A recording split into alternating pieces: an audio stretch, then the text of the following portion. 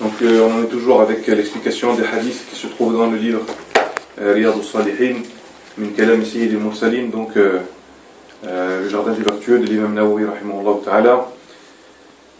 La semaine dernière, donc, on en a terminé avec l'explication du premier hadith, le hadith de Omar, أن رسول الله صلى الله عليه وسلم قال إنما الأعمال بالنيات وإنما لكل امرئ ما نوى فمن كانت هجرته إلى الله ورسوله فهجرته إلى الله ورسوله ومن كانت هجرته لدنيا يصيبها أو امرأة ينكحها فهجرته إلى ما هاجر إليه والحديث متفق عليه.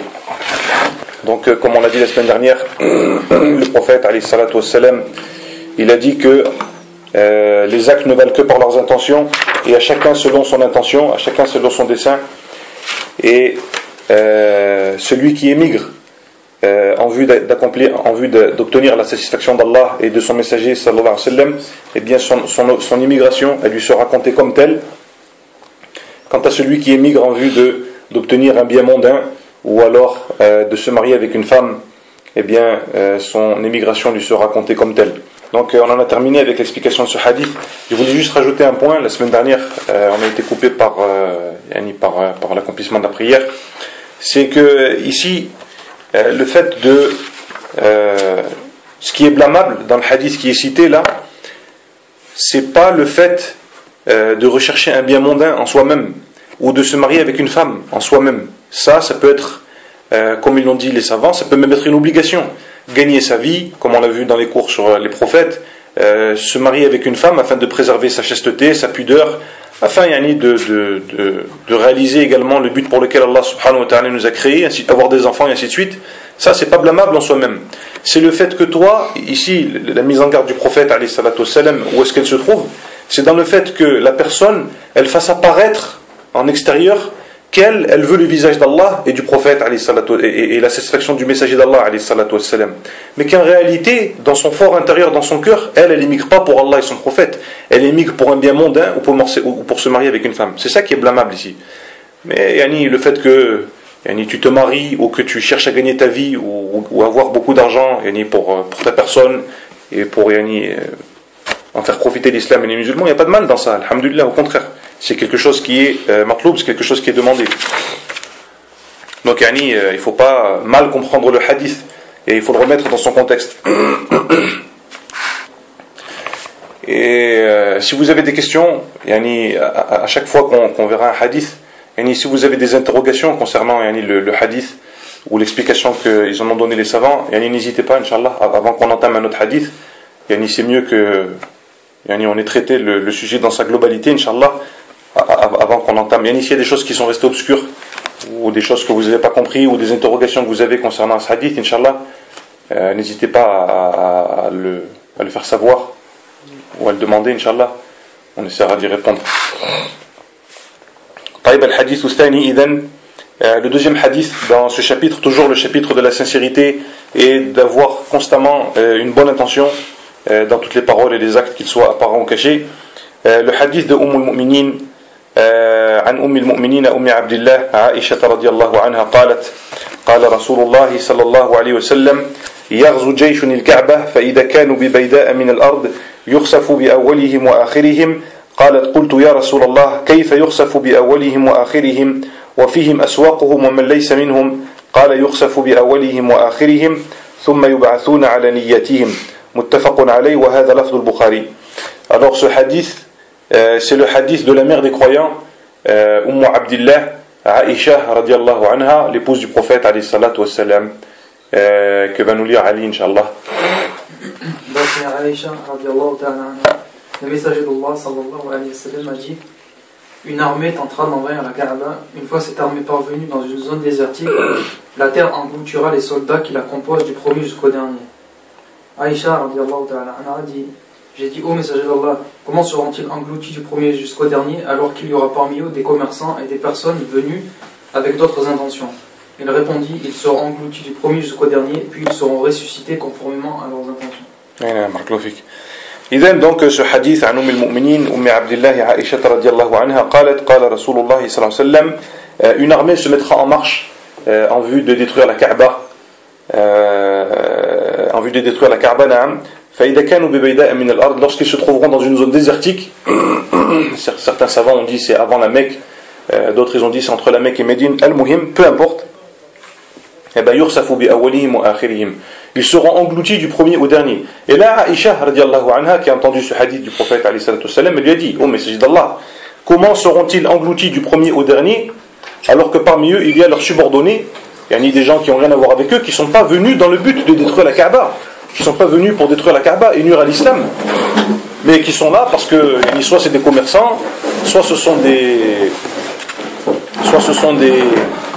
caravaniers qui viennent pour conduire les chameaux ou pour autre chose, ou des voyageurs. Et le prophète alayhi salatu wassalam, il lui dit, ils seront engloutis du premier au dernier, puis par la suite ils seront ressuscités chacun selon son intention. Celui qui avait l'intention de détruire la Kaaba, eh bien il sera jugé comme tel, et celui qui avait l'intention, une intention commerciale ou une autre intention, une intention de voyager, d'accompagner cette expédition, eh bien chacun sera récompensé selon son intention. Et on voit bien ici pourquoi est-ce que l'auteur il a placé ce hadith dans ce chapitre, le chapitre de l'ikhlas, de la sincérité et de la présence de l'intention dans l'ensemble des actions ou des paroles, qu'elles soient apparentes ou cachées.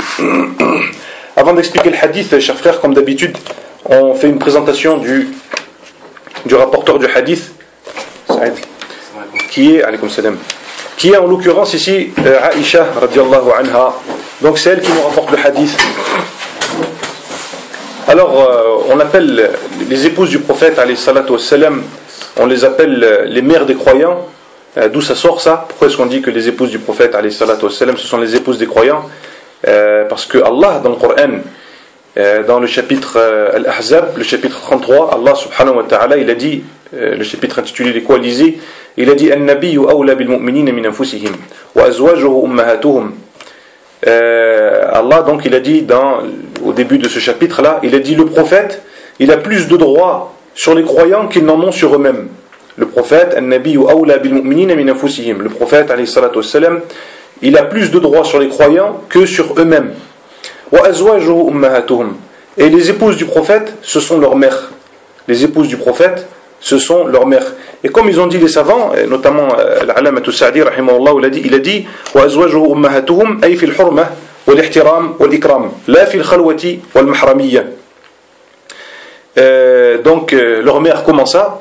C'est dans le respect et dans la considération et dans l'honneur qu'on doit leur accorder et qu'on doit leur octroyer aux épouses du prophète alayhi salatu wassalam. On doit les respecter comme nos mères et on doit les honorer comme nos mères, les épouses du prophète alayhi salatu wassalam. Et ça ne veut pas dire qu'on a le droit de s'isoler avec elles, par exemple, ou de leur serrer la main, ou de les embrasser, ou de les prendre dans nos bras. Abadan. Parce que c'est les épouses du prophète, alayhi salatu wassalam. Amma dans le taqdir, ou dans l'ihtiram, dans le respect, dans la considération, dans l'honneur, eh bien les épouses du prophète, ce sont comme nos mères. C'est comme ta mère. Tu manques pas de respect à ta mère, tu manques pas de respect aux épouses du prophète, alayhi salatu wassalam. Pas aux autres femmes des musulmans, notamment, mais encore plus aux épouses du prophète, alayhi salatu wassalam. وترتب على ذلك أنه يحرم على الرجال الزواج بإحداهن بعد الرسول صلى الله عليه وسلم. Également, il découle de ça quoi? Que c'est interdit aux croyants de les épouser après la mort du prophète alayhi salatu wassalam. C'est interdit aux croyants d'épouser, de se marier avec les femmes du prophète alayhi salatu wassalam après sa mort. Après sa mort, et ça aussi c'est tiré du Coran.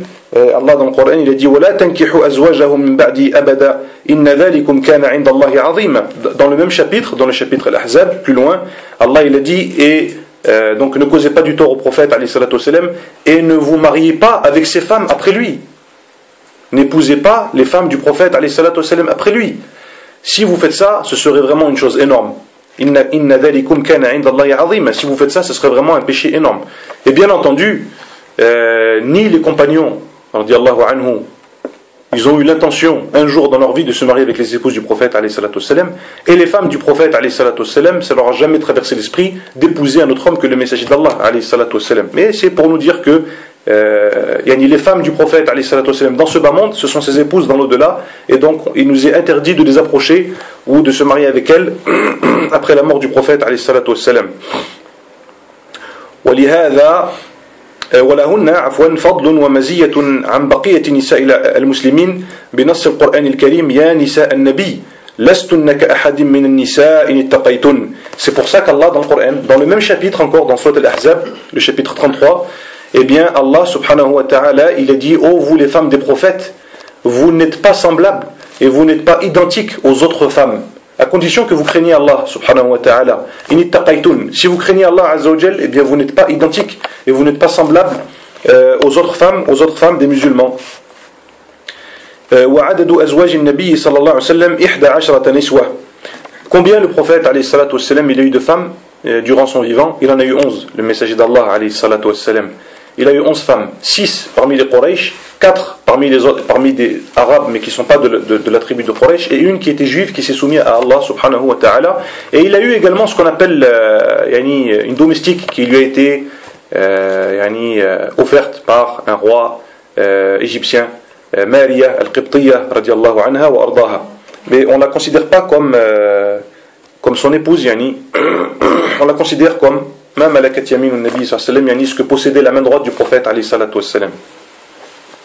Alors, donc, elles étaient au nombre de 11. On va les citer là rapidement. Inch'Allah, on aura l'occasion de les revoir car elles ont toutes rapporté des hadiths du prophète alayhi salatu wassalam qui se trouvent dans ce livre, Inch'Allah. La première, c'est Khadija bint Khuwaylid.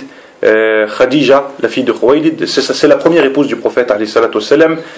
Il s'est marié avec elle à la Mecque alors qu'il avait 25 ans, et Khadija radiallahu anha, elle en avait 40, comme vous le savez tous.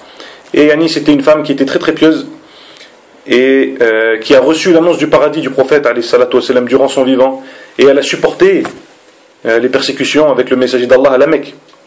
Khadija radiallahu anha, elle est morte à la Mecque.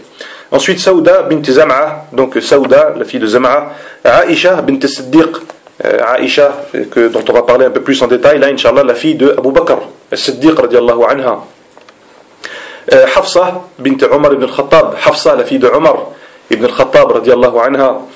Wa an abiha, wa Umm Salama, wa Umm Habiba. Umm Salama, kedalik, Umm Salama qui était mariée avant à Abu Salama, justement. Et ensuite, après sa mort, elle a épousé le prophète alayhi salatu wassalam, et Umm Habiba radiallahu anha. Et toutes ces femmes-là, ces 6-là, elles sont de Quraysh. Ce sont des Qurayshites. Ensuite, Zaynab bint Jahsh, Zaynab, la fille de Jahsh radiallahu anha, wa Juwayriya bint al-Harith, Juwayriya, la fille de al-Harith, wa Zaynab bint Khuzayma, Zaynab, la fille de Khuzayma, wa Maymuna bint al-Harith, et Maymuna, la fille de al-Harith. Tous ceux-là, ces 4-là, elles sont arabes, mais elles ne sont pas de la tribu de Quraysh. Ensuite, il y a la Safiya bint Huyay. Safiya bint Huyay, qui est donc la fille d'un roi juif. C'était la fille d'un roi juif qui s'est soumise à Allah subhanahu wa ta'ala. Et ensuite, le messager d'Allah alayhi salatu wassalam, il s'est marié avec elle. Safiya, qui était, comme toutes ses co-épouses, très très pieuses et qui craignait beaucoup Allah subhanahu wa ta'ala.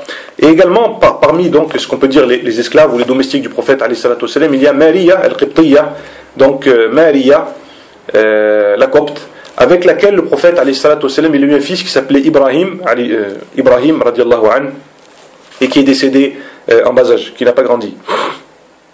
Voilà donc toutes les épouses du prophète alayhi salatu wassalam: Khadija bint Khuwaylid, wa Saouda bint Zam'a, wa Aïcha bint Siddiq, wa Hafsa bint Omar ibn al-Khattab, wa Umm Salama, wa Umm Habiba. Tout cela, elles sont de Quraysh. Ensuite, il y a Zaynab bint Jahsh, wa Juwayriya bint al-Harith, wa Zaynab bint al-Khuzayma, wa Maymunatu bint al-Harith, wa kadhalika Safiya bint Huyay, wa Maria al-Qibtiyya radiallahu anhunna wa ardahun. Tout cela, ce sont les épouses du prophète alayhi salatu wassalam de son vivant, et on doit les considérer, nous, comme nos mères radiallahu anhunna wa ardahunna. Alors Aïcha radiallahu anha kanat tukanna bi Ummi Abdillah. Aïcha, comme on l'a dit précédemment, on l'appelait Ummu Abdillah, alors que Aïcha, elle n'a jamais eu d'enfant, ni avec le prophète, enfin pas avec le prophète alayhi salatu wassalam, vu que c'était son seul mari, elle n'a jamais eu d'enfant. Et une chose aussi également que je voulais vous dire là, dans toutes ces 11 femmes là, les 11 elles ont toutes été mariées avant, à l'exception de Aïcha radiallahu anha. C'est la seule femme vierge que le prophète alayhi salatu wassalam il a épousé alayhi salatu wassalam. Sinon elles ont toutes été mariées auparavant, soit elles étaient veuves, soit elles étaient divorcées. Naam. Donc Aïcha radiallahu anha, on l'appelait Ummu Abdillah. Pourtant, elle n'a jamais eu de Abdallah, elle n'a pas eu de fils qui s'appelle Abdallah, mais on l'appelait comme ça, Ummu Abdillah. C'était sa kunya, c'était son surnom. D'autres disent que sa sœur, elle avait un fils qui s'appelait Abdullah, et on l'a appelé Abdillah, la fille de Abdullah. Al-Muhim. روت الكثير عن زوجها رسول الله صلى الله عليه وسلم حتى بلغ مسندها 2215 حديثا. Aïcha, c'est la femme qui a rapporté le plus de hadiths du prophète alayhi salatu wassalam. Elle a rapporté 2215 hadiths du messager d'Allah alayhi salatu wassalam, qui sont dans le Bukhari wa Muslim wa Tirmidhi wa Nasai wa Abu Daoud ibn Majah wa ghayrihim. وكانت أعلم وأفقه نساء المسلمين في ذلك الوقت. Bien entendu, c'était la femme la plus savante et la plus pieuse également, et celle qui avait la meilleure compréhension de l'islam parmi les épouses du prophète alayhi salatu wassalam. C'était celle qui était le plus versée dans la religion. تزوجها النبي صلى الله عليه وسلم قبل الهجرة وبنى بها في المدينة وهي بنت 9 سنين بعد غزوة بدر في شوال. Également, chers frères, il faut savoir que le prophète alayhi salatu wassalam, il s'est marié avec Aïcha.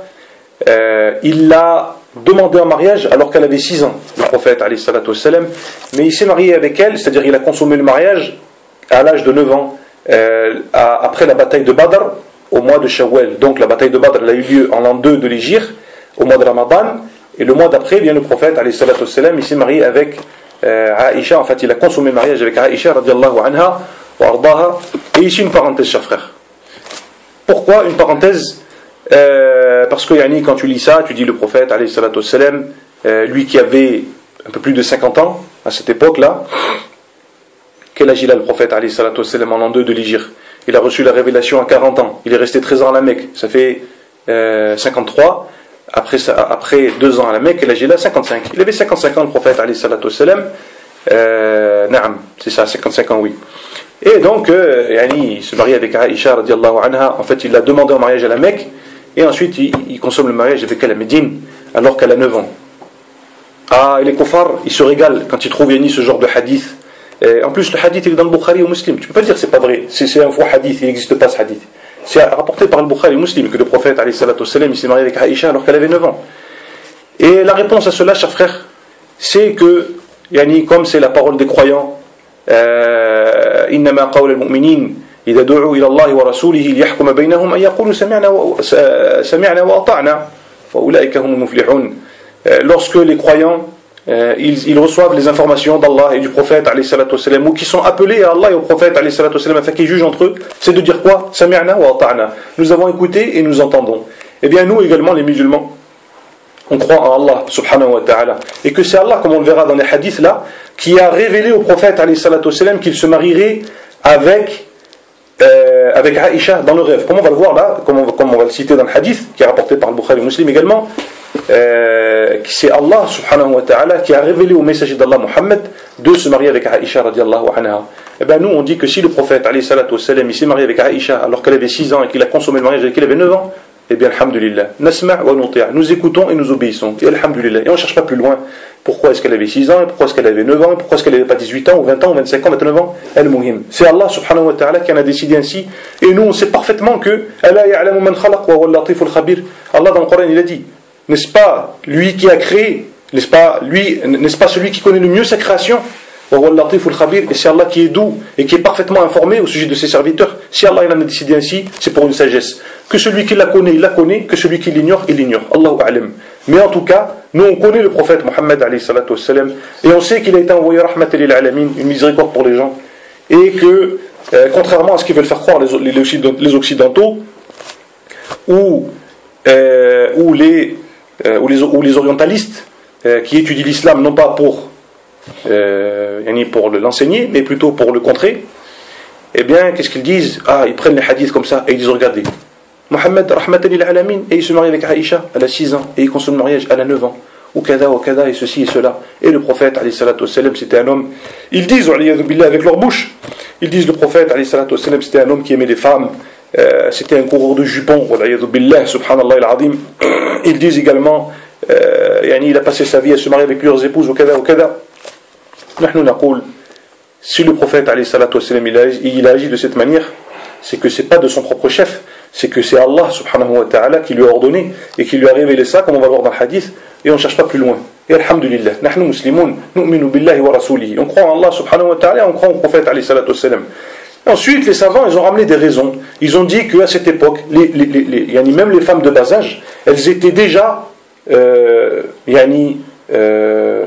formées, certaines d'entre elles, elles étaient formées de manière adulte à cette époque. Et que lorsque le prophète alayhi salatu wassalam, il a demandé la main de Aïcha, personne lui a dit mais au prophète alayhi salatu wassalam, qu'est-ce que tu fais? Aïcha elle a 9 ans, comment tu vas te marier avec elle? Son père Abu Bakr, il lui a jamais dit ça, il lui a pas dit au messager d'Allah. La mère de Aïcha, Romain, elle n'a jamais dit au messager d'Allah, c'est quoi ça? 9 ans, tu vas te marier avec notre fille? Les compagnons du prophète, alayhi salatu wassalam. Même les kuffars, il n'a jamais été rapporté que les kuffars à l'époque du prophète, alayhi salatu wassalam, pourtant ils étaient avides de critiquer le messager d'Allah. Eux, la moindre excuse qu'ils trouvaient, ils critiquaient le prophète, alayhi salatu wassalam. Jamais ils lui ont dit, oh mais qu'est-ce que tu fais au messager, au Mohammed? Qu'est-ce que tu fais? Tu te maries avec Aïcha alors qu'elle a 9 ans? Jamais ça a été rapporté que le prophète, alayhi salatu wassalam, qu'ils ont critiqué le messager d'Allah sur son comportement, sur cette action. Également, le deuxième point où les savants ils répondent aux occidentaux et aux orientalistes et aux autres qui, même malheureusement, il y a des musulmans qui sont pris par le courant occidental et qui critiquent le prophète alayhi salatu wassalam sur cela. Ils disent que le prophète alayhi salatu wassalam, si réellement il aimait les femmes et si vraiment, comme ils le disent, c'est kuffar, le prophète alayhi salatu wassalam, c'était un coureur de jupons. Il a passé sa vie derrière les femmes. Ça c'est une grande parole. Wallahi nastahi min hadha al-qawl. Wallah, j'ai honte de parler comme ça, mais c'est les kuffars subhanallah qui disent ça du prophète alayhi salatu wassalam. Comme on a dit tout de suite, le prophète il est mort, il avait 11 femmes. Sur ces 11 femmes, elles étaient toutes mariées, à l'exception de Aïcha radiyallahu anha. Un homme, comme ils disent eux les kuffars, qui aiment les femmes et qui court après les femmes, qu'est-ce qu'il fait? Eh bien ils font comme eux, ils font les kuffars. Eux-mêmes, ils critiquent le messager d'Allah, mais eux, ils font le manakir, ou le fada'i', ou l'adaim. Les kuffars, ils critiquent le prophète, alayhi salatu wassalam, mais eux, ils font le munkarat. Ce sont eux, les kuffars, qui font le mal. Qui est-ce qui va à Bangkok, pour avoir des rapports avec des filles, qui ne sont même pas pubères encore, c'est pas le Rasoul, ce sont eux, les kuffars, qui font ça. Qui est-ce qui va en Thaïlande, dans certains pays du Maghreb, ou je ne sais où encore, pour faire le fada'i' ou le munkarat, pour faire de la pédophilie? C'est pas le prophète alayhi salatu wassalam, c'est les kuffars. Eux ils critiquent le messager d'Allah, mais ce sont eux les premiers à faire le munkarat, à faire le mal. Et ils font avec leurs membres ce qu'ils critiquent avec leur bouche. Ils disent ouais, Rasulullah sallam, il était comme s'il était comme ça. Et eux-mêmes, subhadim, ce sont les premiers à faire le mal. Et donc les savants ils ont dit, le prophète alayhi salatu wassalam, tous les mariages qu'il a fait, tout le nombre de femmes avec lesquelles il s'est marié ici, c'était toujours pour des raisons religieuses, pas pour des raisons personnelles. Parce que si tu es un homme à femme, tu ne te maries pas avec des femmes qui sont veuves, ou des femmes qui sont vieilles, ou des femmes qui sont âgées, ou des femmes qui sont déjà divorcées. Tu vas te marier qu'avec des femmes qui sont vierges. Que des jeunes, de 15 ans, 18 ans, 19 ans, 20 ans, alhamdulillah. Mais le prophète, alayhi salatu wassalam, il n'a jamais agi comme ça. Regardez, subhanallah. Sur 11 femmes, il n'y en a qu'une qui est vierge. Toutes les autres, elles étaient déjà mariées. Certaines, elles étaient vieilles en âge. D'autres, elles avaient déjà eu plusieurs maris. Et le prophète ne regarde pas ça. Pourquoi? Parce que le prophète, il n'est pas venu pour les femmes. Il est venu pour sortir les gens des ténèbres à la lumière. Et il est venu, rahmatan lil alamin, pour miséricorde pour les gens. Mais que les kuffars, ils disent que le prophète, c'est un homme à femme, ce sont eux les kuffars. Les kuffars, ce sont des hommes à femmes. Et des hommes à femmes, pourquoi? Parce qu'ils trompent leurs femmes, subhanallah adim. Et ce sont eux qui font les Bangkok Tours, New Delhi Tour et ainsi de suite. C'est pas nous, c'est pas les musulmans qui inventent ce genre de voyage, ce sont les kuffars, wal-'iyadhu billah. Voilà donc la réponse que les savants ils donnent aux orientalistes et aux mécréants qui critiquent le messager d'Allah alayhi salatu wassalam sur ce point-là. Nahnu al-muslimun, on dit sami'na wa ata'na. Et on sait très bien que Allah subhanahu wa ta'ala, s'il a ordonné au prophète alayhi salatu wassalam d'agir ainsi, c'est pas pour rien. Et d'abord Aïcha radiallahu anha aussi, elle aurait pu ne pas vouloir. Parce qu'en islam, c'est interdit d'épouser une fille sans son consentement. Aïcha n'a pas dit non, je peux marier avec le messager d'Allah alayhi salatu wassalam. Si elle avait dit non, jamais le prophète alayhi salatu wassalam l'aurait épousé, parce qu'il n'a pas le droit, le prophète alayhi salatu wassalam. Tu n'as pas le droit, c'est interdit dans l'islam d'aller voir une femme, qu'elle soit jeune ou vieille, tu lui dis je me marie de force avec toi. C'est haram ça compte pas. Le mariage il est batel, tu n'as pas le droit, c'est interdit dans l'islam. Donc si Aïcha n'avait pas voulu se marier avec le prophète elle aurait dit à son père non, elle aurait dit papa je ne veux pas marier avec lui, et terminé. Mais elle n'a pas dit non, et son père non plus, et sa mère non plus, et ni les compagnons, ni les kuffars à son époque, ils ont dit oh mais c'est Allah, qu'est-ce que tu fais? Tu as perdu la tête? Personne ne lui a fait de reproche. C'est que Aïcha elle était en âge de se marier, et que ses parents ils ont accepté, et qu'elle aussi elle était d'accord pour se marier avec le messager d'Allah, et alhamdulillah, le prophète il s'est marié avec elle, et c'est sa femme dans le monde et dans le paradis, Inch'Allah. Enfin, il y a beaucoup de choses à dire concernant ces accusations-là qui ne tiennent même pas debout. Al-Muhim. Et aussi un autre point, chers frères, c'est qu'il n'y a pas longtemps, là, la semaine dernière, ou il y a une semaine, ou il y a 15 jours, il y a quelqu'un sur Internet, un converti, qui a fait une vidéo en prétextant que Aïcha, elle n'avait pas 6 ans lorsque le prophète le demande en mariage, et 9 ans lorsqu'il a consommé le mariage, mais qu'elle avait en réalité 16 ans lorsque le prophète le demande en mariage, et 19 ans quand il a consommé le mariage avec elle. Et tout ça, c'est faux. Yani Miskin, le frère, il a voulu bien faire, yani il a voulu, je sais pas, peut-être donner, je sais pas quoi, faire quelque chose, yani peut-être défendre le prophète, mais ici, mal pris, Miskin, et son argumentation, elle est fausse. Il ramène des arguments qui sont tirés d'Al-Bukhari ou Muslim, et ainsi de suite, mais tout ça, ça n'a pas de délit, ça n'a pas de fondement, yani. Aïcha, elle n'avait pas 16 ans quand elle s'est mariée avec le prophète, on va le voir là, subhanallah. Elle avait 18 ans quand il est mort, le prophète, comment elle avait 16 ans quand il s'est marié avec elle?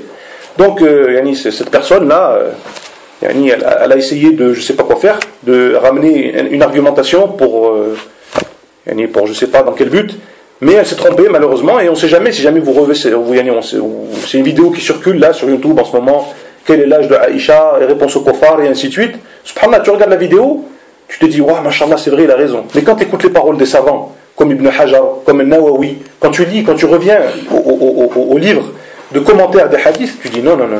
Effectivement, le prophète, il s'est marié avec Aïcha, elle avait 6 ans. Et il a consommé le mariage avec elle, elle avait 9 ans. Et elle est morte, il est mort, le prophète, elle avait 18 ans. Radiallahu anha. Comment est-ce qu'elle avait 16 ans ou 19 ans quand elle s'est mariée avec lui? Enfin, le muhim, après cette parenthèse, le prophète, il s'est marié avec elle, enfin, il a consommé le mariage pendant le mois de Shawwal, en l'année 2 de l'Hijr, après la bataille de Badr. ومكثت معه 9 سنين ومات رسول الله صلى الله عليه وسلم وعمرها 18 سنة. Elle est restée donc 9 ans avec le prophète alayhi salatu wassalam. Elle est restée 9 ans mariée avec le messager d'Allah alayhi salatu wassalam, et elle est morte, elle avait 18 ans. Il est mort le prophète alayhi salatu wassalam, et elle avait 18 ans radiallahu anha. Elle n'a jamais eu d'enfant comme on l'a dit tout à l'heure. وكان النبي صلى الله عليه وسلم أريها قبل أن يتزوجها مرتين في المنام. فعن عائشة رضي الله عنها قالت قال رسول الله صلى الله عليه وسلم أريتك في المنام مرتين إذا رجل يحملك في سرقة من حرير فيقول هذه امرأتك فاكشفها فإذا هي أنت فأقول إن يكن هذا من عند الله يمضي. رواه البخاري ومسلم. Dans un hadith rapporté par Al-Bukhari et Muslim, Aïcha elle-même, elle rapporte un propos du prophète alayhi salatu wassalam, dans lequel elle dit le messager d'Allah, il a dit je t'ai vu en rêve 2 fois avant de te demander un mariage. Par 2 fois je t'ai vu en rêve avant de te demander un mariage. Et comme on l'a vu dans les cours du mercredi et du jeudi, le rêve des prophètes c'est quoi? C'est révélation et c'est véridique. Il lui a dit je t'ai vu avant de te demander un mariage 2 fois dans le rêve. Il a dit je voyais un homme qui te portait dans un baldaquin avec recouvert de soie, enfin dans un baldaquin recouvert de soie. Et il me disait, voilà ta femme, ça sera ton épouse, ça sera ta femme. Ikshif hayani, lève le voile. Il a dit, lorsque j'ai levé le voile, j'ai vu que c'était toi, Aïcha radiallahu anha. Et qu'est-ce qu'il disait le prophète alayhi salatu wassalam? Il disait, in yakun hadha min indillah fayumdi. Il dit, si ça vient d'Allah, eh bien il le réalisera. Si ça vient d'Allah, il le réalisera. Sallallahu alayhi wa sallam. وكانت عائشة رضي الله عنها أحب أزواج النبي صلى الله عليه وسلم إليه وأفضلهن منزلة عنده.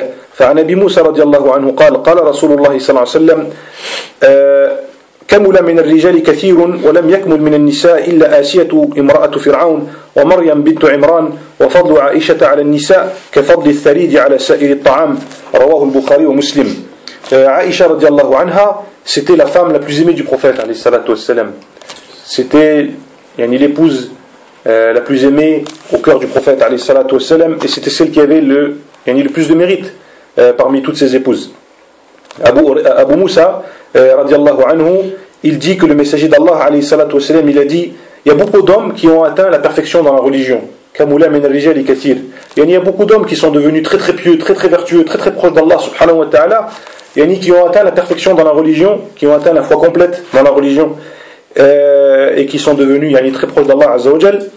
Mais parmi les femmes, walam yakmul min an-nisa illa Asiya wa Maryam. Par contre, parmi les femmes, il n'y en a que 2. Subhanallah. Asiya, la femme de Pharaon, Asiya bint Muzahim, la femme de Pharaon, qui elle s'est soumise à Allah subhanahu wa ta'ala, mais lui, si vous savez, c'est le pire des kuffars que la terre il est portée.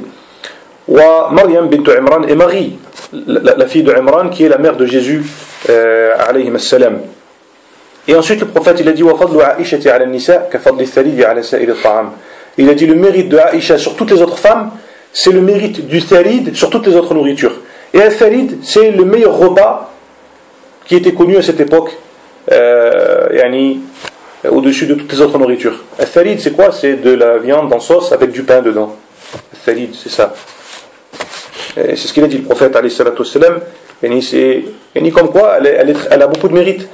Et elle est très élevée au-dessus des autres femmes, radiyallahu anha. Le hadith il est rapporté par le Bukhari Muslim. وعن عمرو بن العاص رضي الله عنه قال قلت يا رسول الله أي الناس أحب إليك قال عائشة فقلت من الرجال قال أبوها رواه البخاري ومسلم. Également Amr ibn al-As radiyallahu anhu, il a interrogé le prophète alayhi salatu wassalam et regardez cette question qu'il lui a posée. Il lui a dit: ô messager d'Allah, quelle est la personne que tu aimes le plus? Et qu'est-ce qu'il a répondu le prophète alayhi salatu wassalam? Il a dit: c'est Aïcha.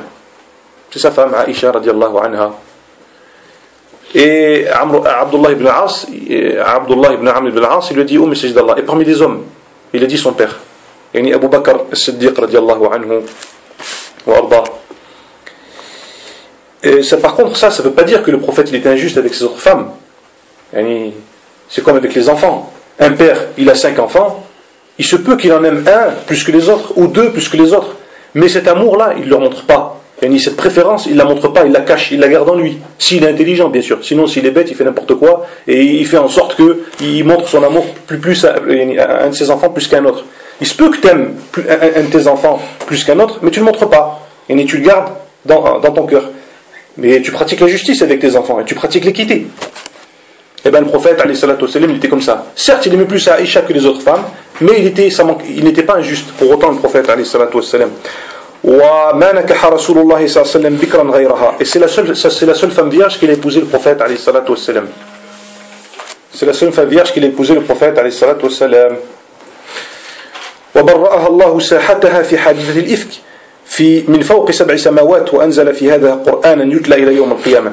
Également, Aïcha radiallahu anha, Allah subhanahu wa ta'ala, il a révélé des versets du Coran qui sont récités jusqu'au jour de la résurrection, qui sont récités tous les jours, qui sont récités chaque année jusqu'au jour de la résurrection. Concernant Aïcha radiallahu anha, ces versets, ce sont les versets du chapitre 24, le chapitre Nour, la lumière, les versets 11 à 26. Les versets 11 à 26, ils ont été révélés pour Aïcha radiallahu anha wa ardaha.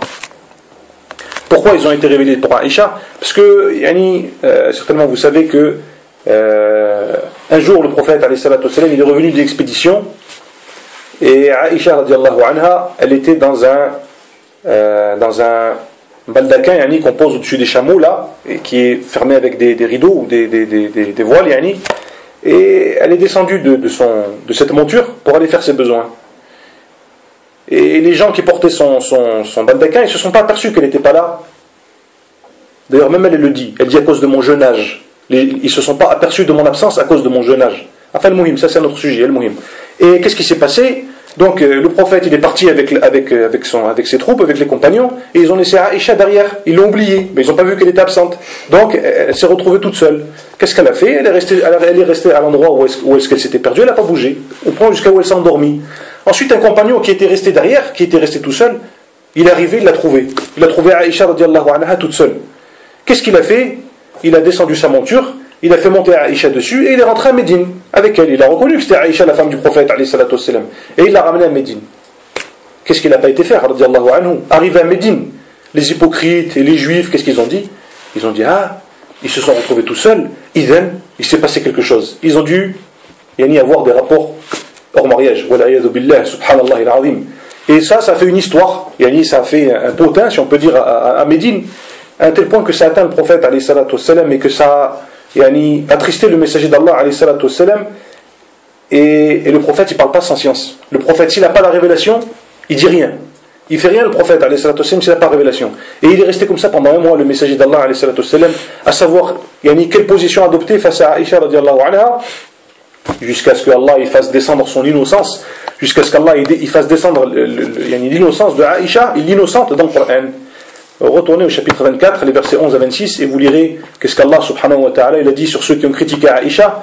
Et ce compagnon, radiallahu anhu, lui aussi, il n'avait rien à voir, miskin, enfin, c'est nous les masakin, mais radiallahu anhu, il n'avait rien, il était innocent, et ils l'ont accusé d'avoir fait la fornication avec Aïcha, subhanallah, hada buhtanun azim, comme Allah le dit dans le Coran. C'est un mensonge énorme. وكان الصحابة الكرام également, et pourquoi est-ce que j'ai noté ça?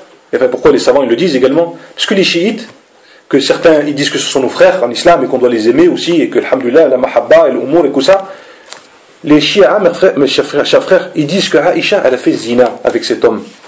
Elle a eu des rapports avec ce compagnon radiallahu anhu, et qu'elle a trahi le prophète alayhi salatu wassalam, et que c'est pas une femme qui est honnête, et qu'elle est impure, et ainsi de suite, et ainsi de suite, et ainsi de suite. Les chiites, ce sont eux les impurs. Ce sont eux qui mentent. Subhanallah. Allah il a fait descendre l'innocence de Aïcha dans son Coran, et eux ils viennent, ils disent non. Aïcha elle a eu des rapports avec ce compagnon radiallahu anhu. Ensuite tu trouves des musulmans, sakin, qui disent oh les chiites ce sont nos frères. D'où est-ce que ce sont nos frères? Ce sont les frères des diables surtout. Les chiites ce ne sont pas nos frères, aucunement.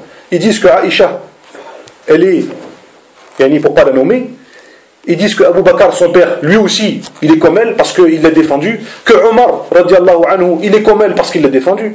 Et subhanallah, si tu enlèves Abu Bakr, si tu enlèves Omar, si tu enlèves Aïcha, qu'est-ce qui reste à l'islam? Il ne reste rien du tout. Parce que le premier calife c'est Abu Bakr, le deuxième c'est Omar. Les deux compagnons qui sont le plus aimés du prophète, alayhi salatu wassalam, c'est Abu Bakr et Omar.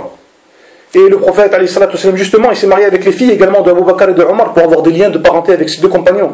Et afin que ce soit, qu'ils soient unis dans ce bas monde et qu'ils soient unis dans l'autre. D'où toi tu viens, tu critiques Abu Bakr, tu critiques Omar, tu critiques Safiya, tu critiques Hafsa, tu critiques Aïcha radiallahu anha, et tu dis que non, Allah il te dit elle n'a pas fait zina, toi tu viens, tu dis si elle a fait zina. Al-Muhim. وكان الصحابة الكرام يرجعون إليها في مسائل كثيرة ويسألونها عن السنة. Et beaucoup de compagnons radiallahu anhum, ils revenaient à Aïcha, souvent ils allaient chez elle. Et ils allaient la questionner pour l'interroger. Qu'est-ce qu'il faisait le prophète alayhi salatu wassalam?